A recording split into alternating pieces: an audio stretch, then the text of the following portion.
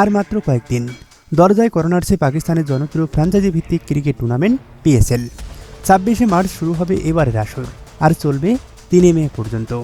ইতিহাসে প্রথমবারের মতো 8 দল নিয়ে মাঠে গড়াচ্ছে এই টুর্নামেন্ট, যেখানে ডাক পেয়েছেন 6 বাংলাদেশি ক্রিকেটার। যে কোনো বৈশ্বিক টুর্নামেন্টের আকর্ষণের কেন্দ্রবিন্দুতে থাকে উদ্বোধনী অনুষ্ঠান, আর পিএসএলও হচ্ছে না তার ব্যতিক্রম। 26শে মার্চ লাহোরের গাদ্দাফি স্টেডিয়ামে লাহোর কালান্দাজ ও হায়দ্রাবাদ কিংসম্যানের মধ্যকার উদ্বোধনী ম্যাচের আগে পিএসএল 2026-এর উদ্বোধনী অনুষ্ঠান অনুষ্ঠিত হবে, যেখানে পারফর্ম করবেন পাকিস্তানের জনপ্রিয় সঙ্গীত শিল্পী আতিফ আসলাম ও আইমা বেগ।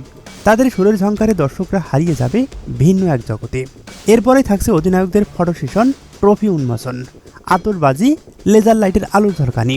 সবকিছু মিলিয়ে ভিন্ন এক উদ্বোধনী অনুষ্ঠান দেখাতে যাচ্ছে পিএসএল কর্তৃপক্ষ।